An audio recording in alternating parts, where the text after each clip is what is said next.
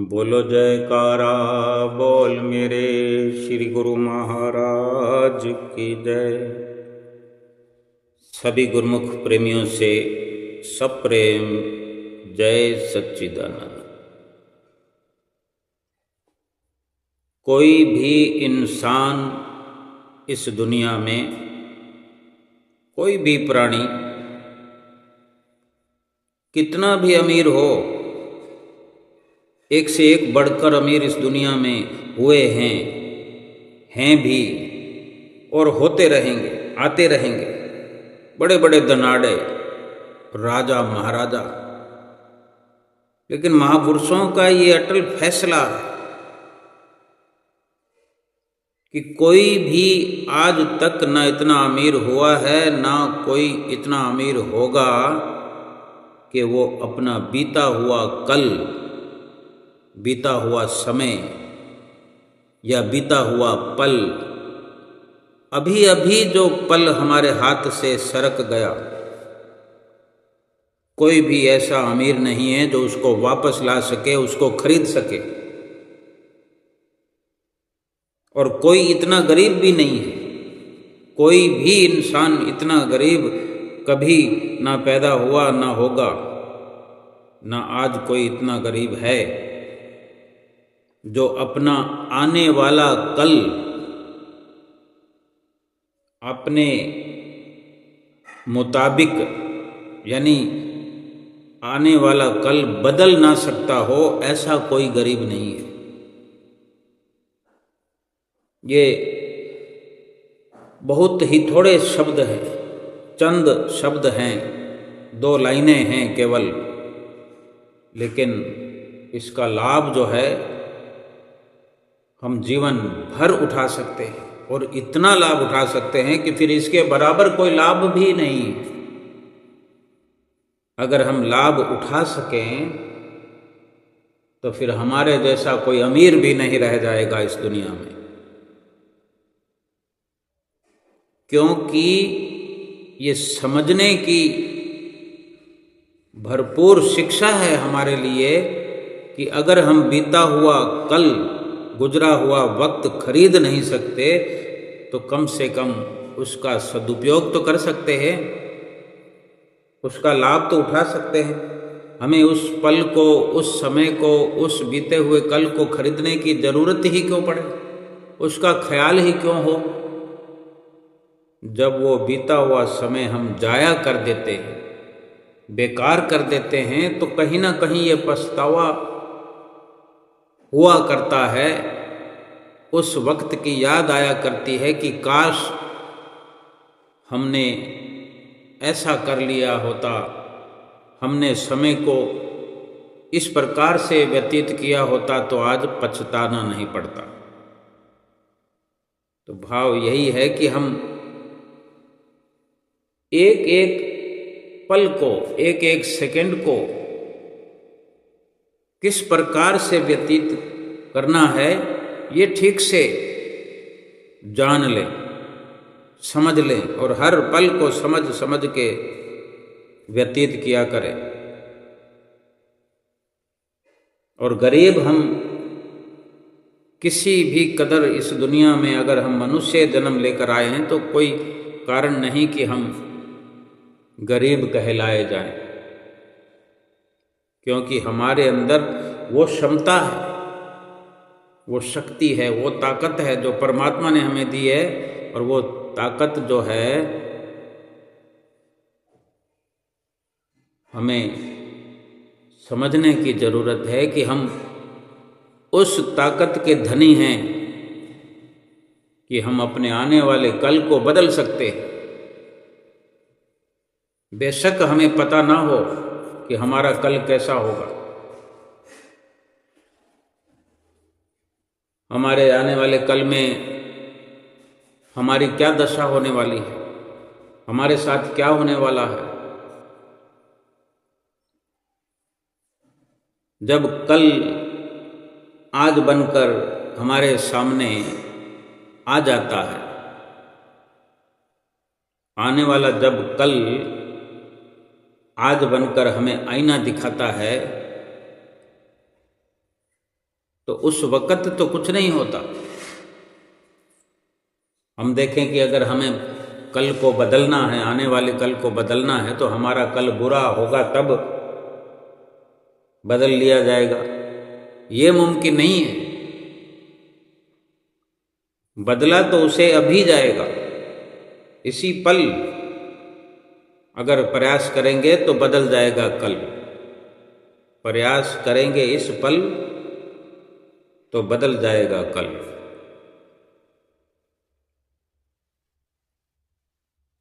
आने वाले कल को अपने मुवाफिक, अपने पसंद का, अपने लाभ का बनाने के लिए आज हम अगर प्रयासरत होंगे तभी हम अपने कल को बदल सकते हैं। और सोचो, अगर हम अपने आने वाले समय को तब्दील कर सकते हैं, या ये कहें कि हम जो कल हमारा लिखा गया है एक तकदीर के रूप में, भविष्य के रूप में, आने वाला समय तो भविष्य ही होता है।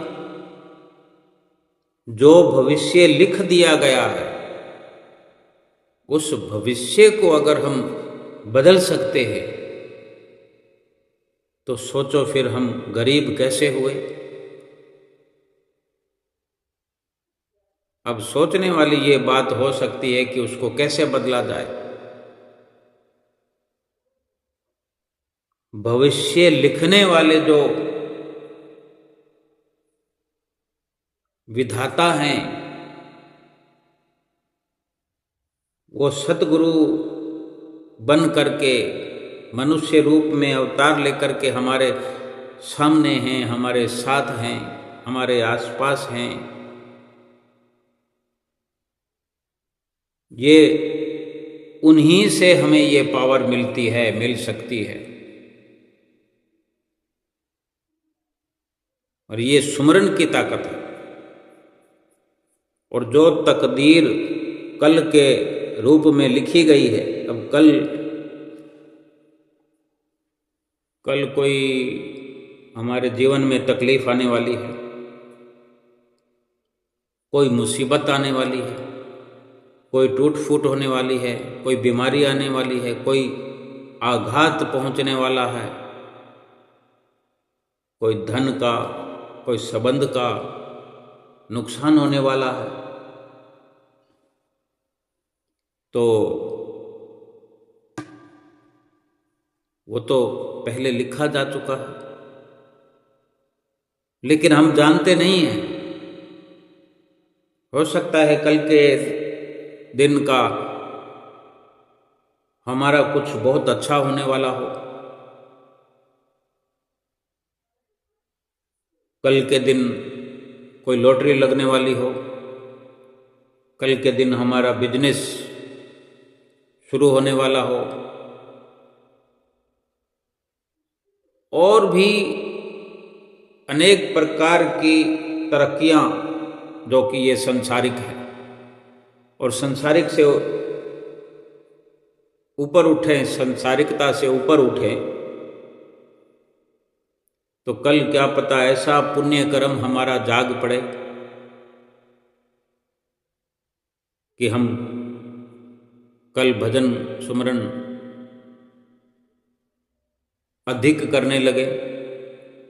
कल कोई ऐसा हमारे हाथों से कोई परोपकार हो जाए। लेकिन निश्चित तो कुछ भी नहीं है ना।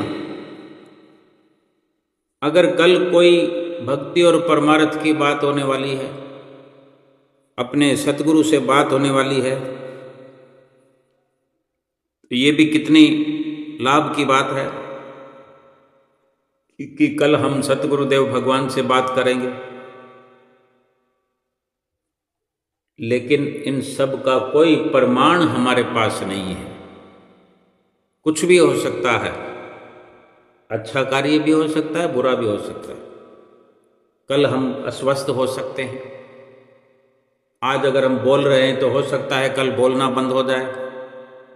आज सुन रहे हैं तो कल सुनना बंद हो जाए। समझ रहे हैं तो समझना हम बंद कर दें, कोई ऐसी संगत में चले जाएं।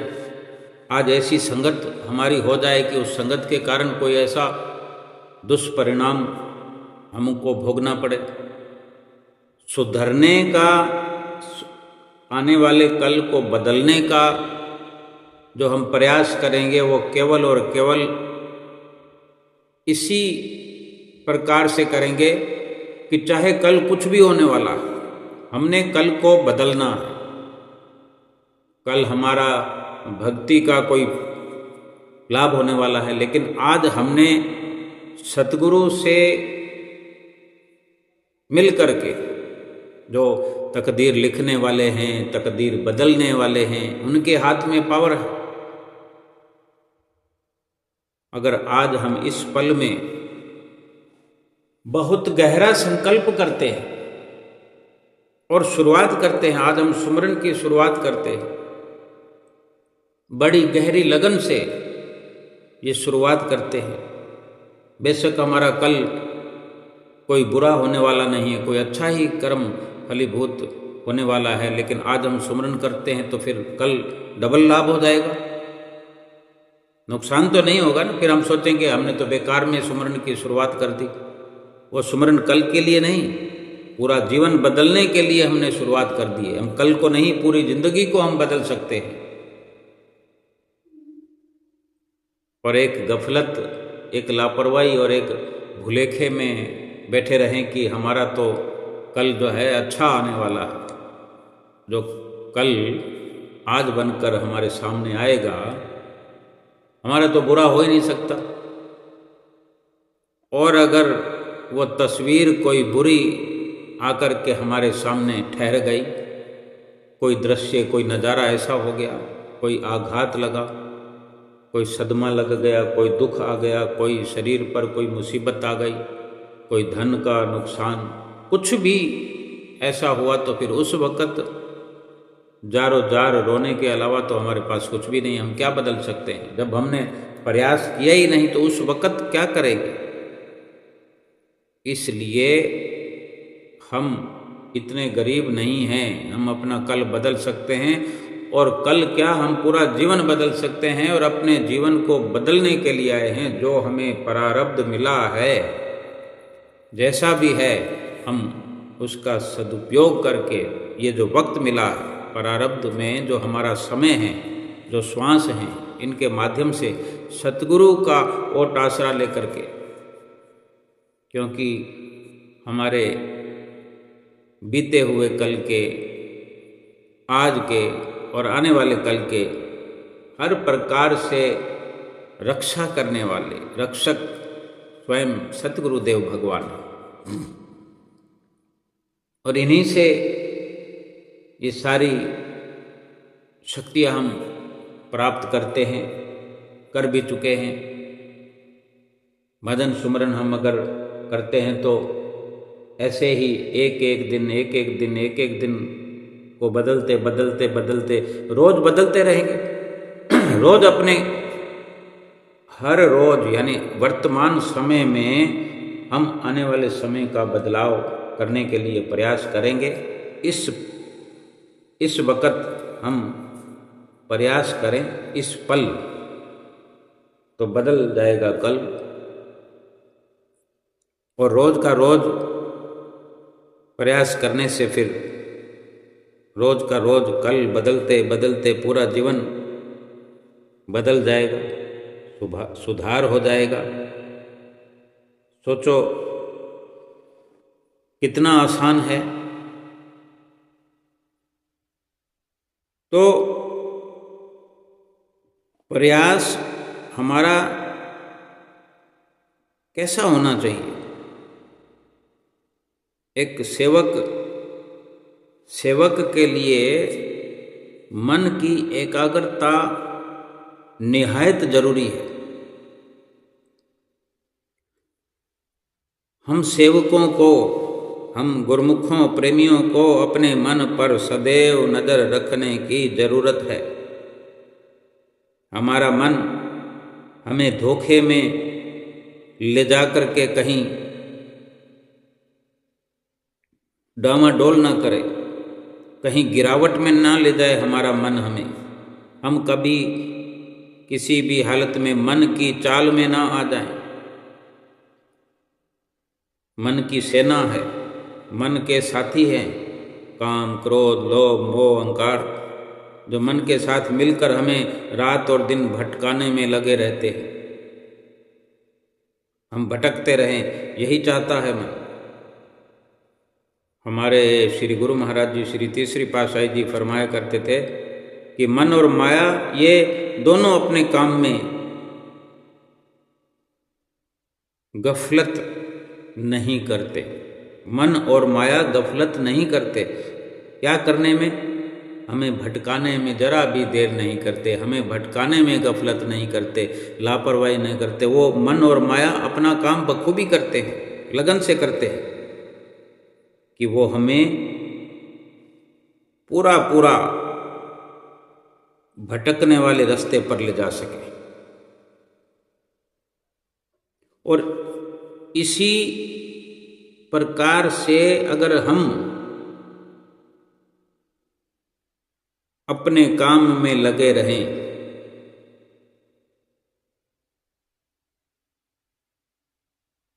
अगर हम अपनी भक्ति में दृढ़ रहते हैं, सुमरण में दृढ़ रहते हैं, ये मन और माया जो है हमें हमारा काम करने नहीं देते। वो अपना काम तो अच्छे से करते हैं, हमें अपना काम अच्छे से नहीं कर देते। हमारा काम क्या है? भजन भक्ति करना, सुमरन करना। असली काम जीव का यही है, और माया का असली काम यही है कि हमको भक्ति नहीं करने देना। हम खुद अपने आप से जानने की कोशिश करें, प्रयास करें कि जब जब सुमरन का समय होता है तो मन कैसे करता है। जब मन सुमरन में लग जाता है, सुमरन जब मन को अच्छा लगने लगता है, जब एकाग्रता मन की बन जाती है, तो वो एक अवस्था नई बन जाती है। फिर तो कोई कारण ही नहीं है कि जब हमारा मन सुमरन में लगने लगा है तो कोई हमें भटका सके। जब मन भक्ति में लग गया है तो फिर तो हमारा कल बदलने लगा है, हर पल बदलने लगा है। पल पल सुमरन होने लग जाएगा।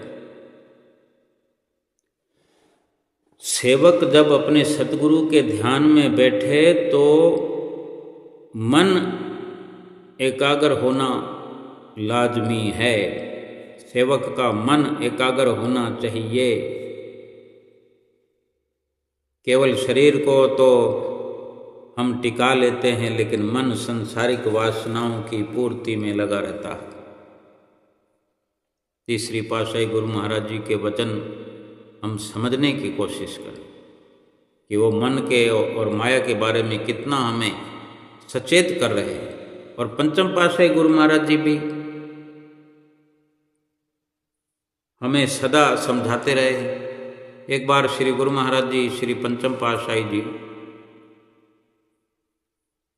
विराजमान थे। एक प्रेमी एक भक्त मत्था टेकने आया चरणों में, एक तस्वीर बना कर लाया। तस्वीर क्या थी? उस तस्वीर में विशेषकर दिल बना हुआ था।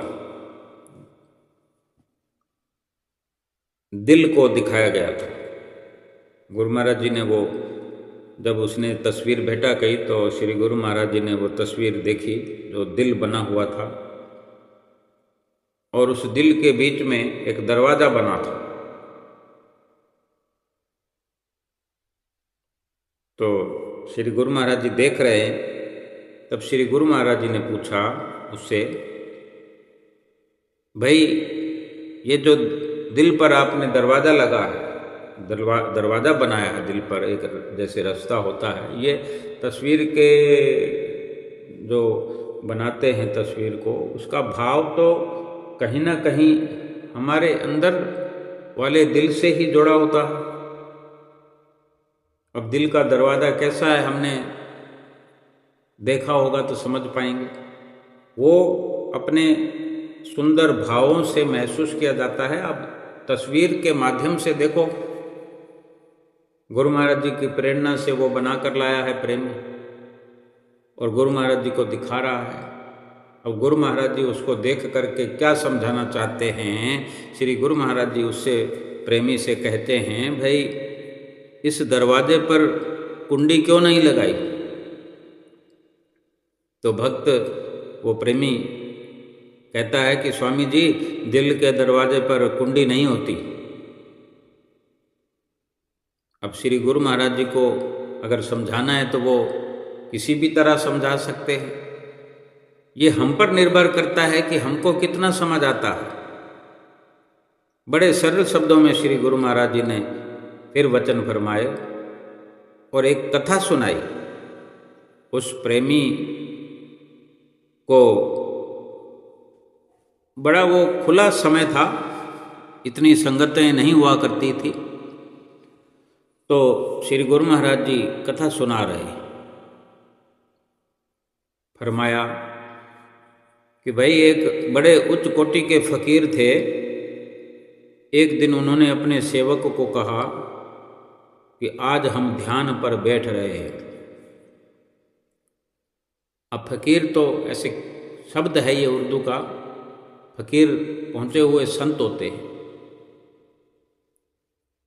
जब भजन पर बैठते हैं, साधना में बैठते हैं, तो उसी का जिक्र हो रहा है। श्री गुरु महाराज ने फरमाया कि वो फकीर अपने सेवक से कहते हैं कि आज हम ध्यान पर बैठ रहे हैं, कोई भी हमें आज परेशान ना करे। क्योंकि फकीरों के ध्यान करने का समय कोई 2 घंटे नहीं होता, 2 दिन भी हो सकता है, 4 दिन भी हो सकता है, और इससे भी कहीं ज़्यादा।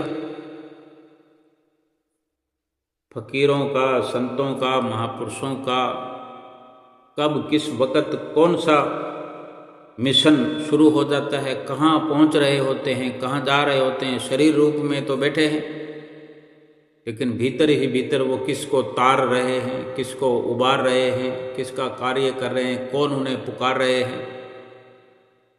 संतों की गति न्यारी है। तो श्री गुरु महाराज जी ने जैसे फरमाया कि वो फकीर कहते हैं भी हम ध्यान पर बैठें तो कोई भी अंदर हमारे कमरे में प्रवेश ना करे।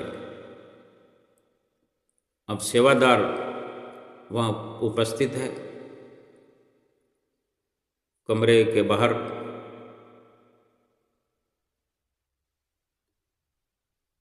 थोड़ी देर बाद, घंटे 2 घंटे के बाद, उस राज्य का, जिस राज्य का ये किस्सा है, उस राज्य का राजा वहाँ आ गया। अब संतों फकीरों के पास तो राजा महाराजा क्या, सारी दुनिया का बादशाह हो तो भी क्या है, आना ही होता है उनको। तो राजा आ गया, तो सेवक ने बादशाह को सिर झुकाया। सेवक तो सेवक है, संतों का भी सेवक है और राजा का भी सेवक है। जो भी आए उसकी ड्यूटी है इस्तकबाल करना। बादशाह को सिर झुकाया, जलपान ग्रहण करवाया। तो राजा, वो बादशाह तो समझते ही हैं कि कोई देर लगने वाली है, इसलिए हमारी आव भगत हो रही। और पहले ऐसे ही होता था, जब आव भगत का समय पूरा हो गया, जलपान करा दिया गया, तो अब राजा ने, उस बादशाह ने सेवक से कहा कि मैं फकीर साहब से मिलना चाहता हूँ। लेकिन सेवक ने कहा फकीर साहब ने मना किया है कि कोई ना आए, और इसलिए जब तक उनकी आज्ञा नहीं होती दरवाज़ा खोलने की मैं जुर्रत नहीं कर सकता, तब तक कोई भी अंदर भी नहीं जा सकता। बादशाह ने कहा, और कई बार कहा कि मुझे बहुत ज़रूरी काम है, लेकिन सेवक की अपनी मजबूरी है, वो हाथ जोड़कर कहता रहा, बादशाह को नहीं जाने दिया। तो राजा भी वहाँ बैठा है। 1 दिन बीत गया, 2 दिन बीत गए, तीसरे दिन सुबह फकीर साहब ने आवाज़ लगाई, सेवक अंदर गया। उसने विनती करी फकीर साहब से कि महाराज कि बादशाह आए हैं, आपसे मिलने के लिए बहुत आतुर हैं, 2 दिन हो गए हैं, तीसरा दिन चढ़ा है। तो फकीर साहब ने कहा कि उन्हें अंदर भेज दो। जब बादशाह सलामत अंदर गए, उन्होंने फकीर साहब को नमस्कार किया। वे अंदर से तो बड़े नाराज थे। अंदर जाते ही फकीर साहब से कहने लगे कि दरे दरवेशा दरबान ना बायत।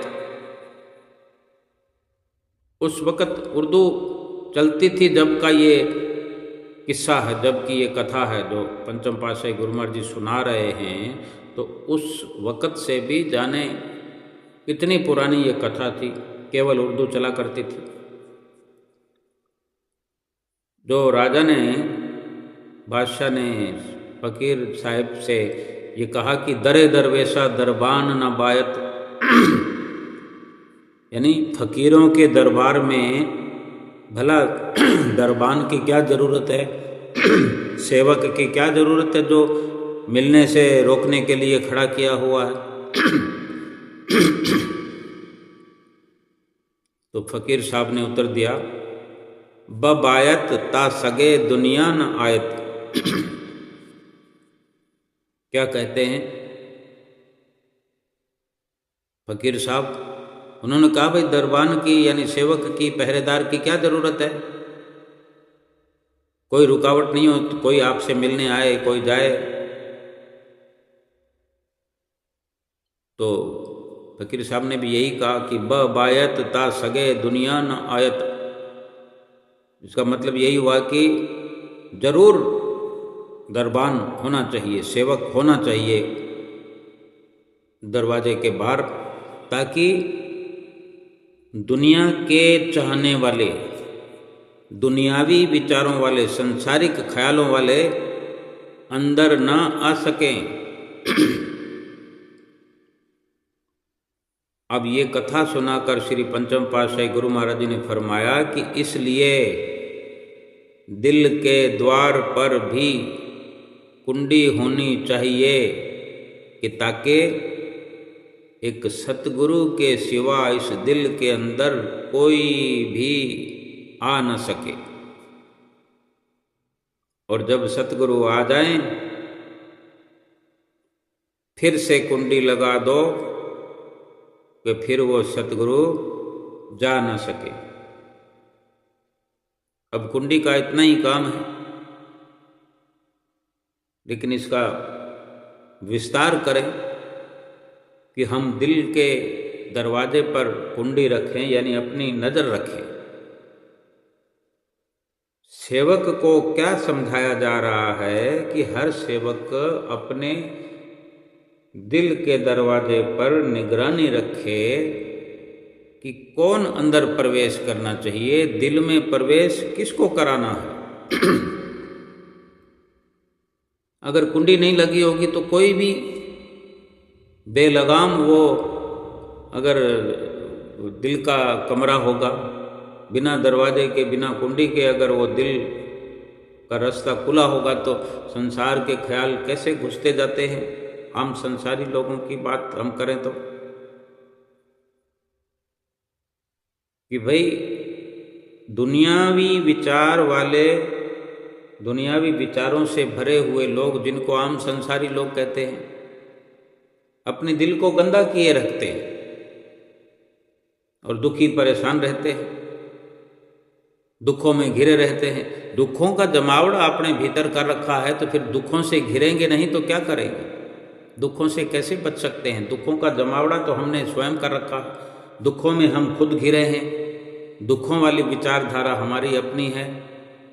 दुनियावी विचार दुख देने वाले ही होते हैं। दुनिया का ख्याल किसी तौर भी जीव को सुखी नहीं कर सकता, कभी सुख का पैगाम आ नहीं सकता। जिसके अंदर दुनिया का बसेरा हुआ पड़ा है अब दिल में बसना तो चाहिए सदगुरु को, भगवान को, खुदा को, और बसी हुई है माया। ये दुनिया का जितना भी पसारा है, कहीं से भी उठा लो, दुनिया का कोई भी ख्याल ले लो, दुनिया का कोई विचार ले लो, किसी सामान की चाहत ले लो, ये सब माया है। और सतगुरु का बस जाना यानी भक्ति का बस जाना, इसी दिल में हर वक्त अच्छे अच्छे विचार संस्कार बन करके जमा होते रहे। सतगुरु से प्यार करते हुए, सतगुरु का ध्यान करते हुए, सतगुरु का अक्ष, सतगुरु की सूक्ष्म तस्वीर, सतगुरु का स्वरूप, सूक्ष्म रूप से सतगुरु स्वयं दिल में बस जाएं। और उसके बाद में हमें यही करना होता है कि हम अपने नित्य प्रति नियम से जो भजन सुमरन करते हैं, चुपके से दिल के अंदर प्रवेश करें, अपनी सुरति को अंतर्मुखी करें। यानी ये सुरति के माध्यम से ये जीव खुद दिल में प्रवेश करता है, निकलता है, प्रवेश करता है, निकलता है। एक सतगुरु हों और एक सेवक हो, एक मैं हूँ, एक मेरा मालिक है। कोई ऐरा गहरा विचार दिल में ना आए। कितना सुंदर भाव समझाया श्री गुरु महाराज जी ने। जब सेवक इस ऊंचाई पर पहुंच जाता है, पहले पहल मुश्किल होती है कि हम बचाव करते हैं, लेकिन आदतन संसारिक ख्याल प्रवेश कर ही जाते हैं। अब भक्ति की विचारधारा, भक्ति के विचार, भक्ति के संस्कार अंदर इकट्ठा होते हैं, लेकिन अधिकतर संख्या में संसार के ख्याल वहाँ जमे पड़े रहते हैं, तो भक्ति का लाभ नहीं हो पाता। लेकिन धीरे धीरे एक अवस्था आ जाती है। भक्ति करने के लिए भी इंसान को बड़ी मशक्कत करनी पड़ती है। मीराबाई जी का एक वृत्तांत है, वर्णन आता है कि संत रैदास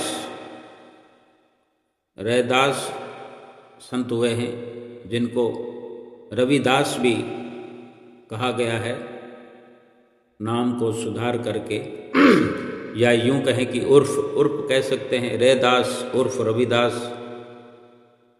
तो ये दोनों एक ही है। एक बार संत रैदास जी घूमते घामते चित्तौड़, राजस्थान में ये शहर है, जगह है, चित्तौड़ पधारे थे। रविदास जी रघु नामक चमार के घर में पैदा हुए थे। रैदास जी के पिताजी का नाम रघु चमार था। अभी बड़ी छोटी जाति थी। उस वक़्त की बात है कि लोग, जो जनता थी, इस प्रकार के कुंठित विचारों से ओतप्रोत हुआ करती थी। बड़ा भेदभाव होता था। राजा महाराजाओं का युग चलता था। ये बड़ा है, ये ब्राह्मण है, ये पंडित है, ये नीची जाति का है, ये ऊंची जाति का है। जात पात का बड़ा बोलबाला था उस टाइम। तो जो नीची जाति के घर होते हैं, वो नगर से, राज्य से कहीं एक अलग किनारे पर वो लोग बसा करते थे। तो वो भी जो रैदास जी थे, अपने परिवार में एक जो चमारों की बस्ती थी वहां रहते थे। अब राजघराने की राज रानी मीरा, ऊंचा कुल, ऊंची शान, ऊंची हवेली, ऊंची आन, संत रैदास जी की शिष्या थी। अब उन्हें पता लगा संत मीराबाई को, अब वो अपने ससुराल में रहा करती थी, उन्हें पता लगा कि संत रैदास जी महाराज पधारे हैं। अब वो सोचती हैं कि मैं राज रानी के वेश में वहां कैसे जाऊं।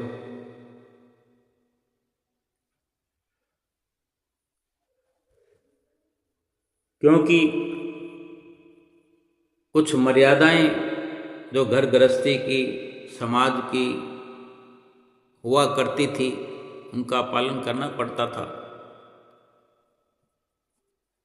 उनको भी करना था। सोचने लगी क्या करूं, तो मीरा ने एक मोची महिला का वेश बनाकर चुपचाप रैदास जी के पास चली जाती है।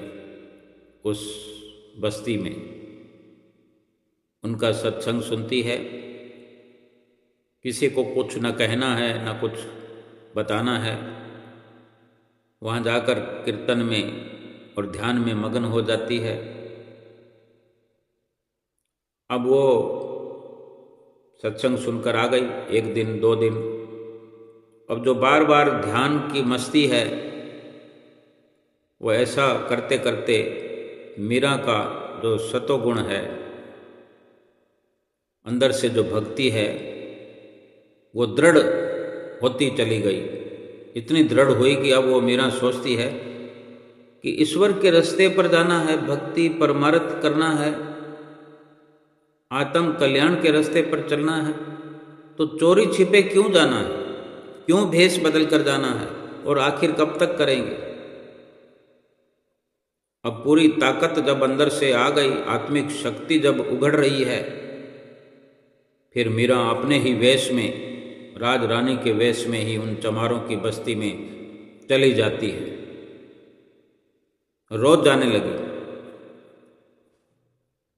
मीरा को उन चमारों की बस्ती में जाते देखकर अड़ोस पड़ोस में फिर कानाफूसी होने लगी, क्योंकि लोग तो पीछा करते हैं, देखते हैं।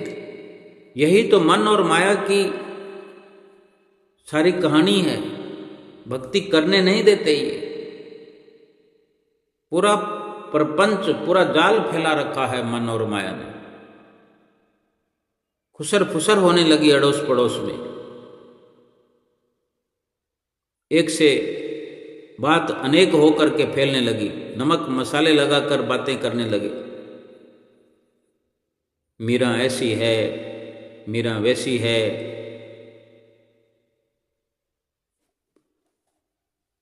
पूरे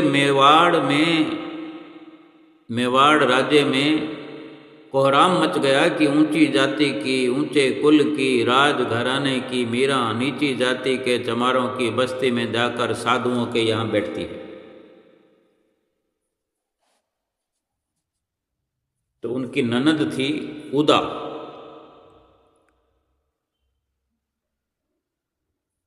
उसने मीरा जी को बहुत समझाया। देखो, भक्तों को, भागवत प्रेमियों को, सत्संग प्रेमियों को समझाने वाले संसारी लोग अपने आप को ज्ञानवान समझते हैं, रोकते हैं, ये भी माया है। ननद ने समझाया, भाभी लोग क्या बोलेंगे, तुम राजकुल की रानी और गंदी बस्ती में, चमारों की बस्ती में जाती हो, चमड़े का काम करने वाले चमार जाति के एक व्यक्ति को अपना गुरु मानती हो, उसको मत्था टेकती हो, उसके हाथ से प्रसाद लेती हो, खाती हो, और उसी को एक टक देखते देखते आंखें बंद करके ना जाने क्या क्या सोचती हो, क्या क्या करती हो। ये ठीक नहीं है भाभी, तुम सुधर जाओ, सासू नाराज, ससुर नाराज, देवर नाराज, ननद नाराज, कुटुंबी जन, संबंधी जन सब नाराज। उदा ने फिर कुछ गा करके कहा, मीरा मान लीजियो म्हारी, तने सखियां बरजे सारी। राजा बरजे, रानी बरजे, बरजे सब परिवारी, साधन के संग बैठ बैठ के लाज गंवाई सारी। वो कहती है कि मीरा मेरी बात मान ले, तेरी सारी सखियां तुझ पर नाराज हैं। खुद राणा जी और महारानी और सब परिवार की नारियां तुमसे नाराज है कि तुम संतों के संग, साधुओं के संग बैठ बैठ के तूने सारी लाज शर्म गंवा दी है। कहती है, मीरा अब तो मान जा, तुझे मैं समझा रही हूं। सारा परिवार सब समझा रहे हैं, सब कह रहे हैं, ये उन सब की तरफ से मैं समझा रही हूं कि तूने जो लाज गंवा रखी है तो वापस हो जा। नित प्रति उठ नीच घर जाए, कुल को कलंक लगावे। कि रोज जो सुबह उठकर तुम नीच घर के अंदर, नीच जाति के अंदर जाकर के अपने कुल को कलंकित कर रही है। तब मीरा ने भी उत्तर दिया, तारियो पियर सासारियो, तारियो महल मोसारी। मीरा ने अब सतगुरु मिलिया, चरण कमल बलिहारी। कहती है, मैं संतों के पास गई तो मैंने पीहर का पूरा कुल तार दिया, ससुराल का भी पूरा कुल तार दिया, मौसाल का और ननिहाल का भी कुल तार दिया है। मूर्ख लोग समझते हैं कि भजन करने से इज्जत चली जाती है। ये मूर्खों का काम है, वही ऐसा समझ सकते हैं। वास्तव में ऐसा नहीं है। राम नाम के शारणे सब यश दीनो खोए, मूर्ख जाने घट गयो दिन दिन दूनो होए। मीरा की कितनी बदनामी की गई, मीरा के लिए कितने षड्यंत्र किए गए, लेकिन मीरा दृढ़ संकल्प किए रही, अडिग अटल होकर के रही। मीरा का यश बढ़ता गया। केवल उसके परिवार के लोग कहते थे कि तूने सब कुछ लाज शर्म खत्म कर दी, लेकिन संसार में तो मीरा का यश बढ़ता जा रहा था। और आज भी देख लो, आज भी लोग बड़े प्रेम से मीरा को याद करते हैं, उनके भजनों को गाते हैं, सुनते हैं, अपना हृदय पवित्र करते हैं। भक्ति हो तो ऐसी हो कि सारी दुनिया भी अगर आपके विरुद्ध हो जाए, खिलाफ हो जाए, तो भी आप अपने पथ पर, उस भक्ति की राह पर आगे बढ़ते रहो, बढ़ते रहो। मुश्किलें आएंगी, मुश्किलें तो आएंगी, ये पक्का है, लेकिन फिर ये भी विश्वास रखिए कि जिस परम पिता की भक्ति में आप पक्के हैं, उस पर यकीन करते हैं, उसी को अपना सब कुछ मान चुके हैं, वो परम पिता खुद आपको उन मुश्किलों से भी बचाने खुद आएगा, बल्कि हर प्रकार से तुम्हारा साथी बनकर तुम्हारा साथ यहाँ भी निभाएगा और परलोक में भी साथ निभाएगा। तो फिर किस बात की परवाह है? बिना किसी परवाह के, बिना डरे, बिना थके, बिना रुके भक्ति की सीढ़ियाँ चढ़ते जाना है। भक्ति की मंजिल पर आगे सदैव बढ़ते जाना है। ये जीवन बार बार मिलने का नहीं है, किसी को भी ये समय बीत गया तो दोबारा वापस मिलने का नहीं है। एक एक पल करके ये कठिनाइयां कम हो सकती है। भक्ति शुरू ही ऐसे करें, भक्ति ऐसे शुरू करें, सुमरन ऐसे शुरू करें कि प्रभाव में आकर पूरे प्रभाव से करें, पूरी योजनाबद्ध तरीके से करें। क्योंकि अगर अधिक प्रभाव से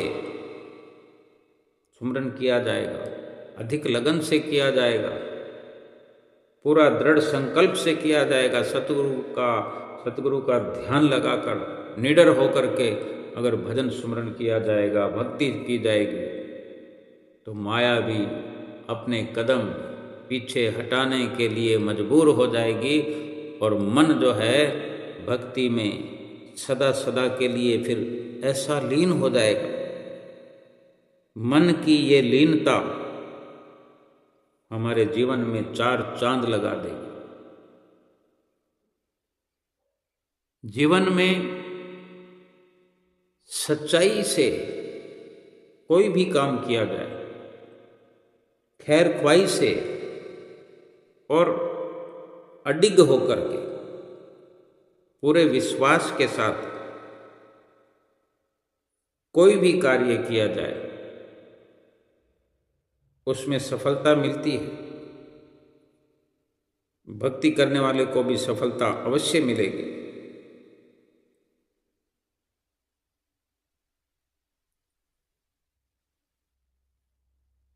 गलत कार्य इंसान करता है,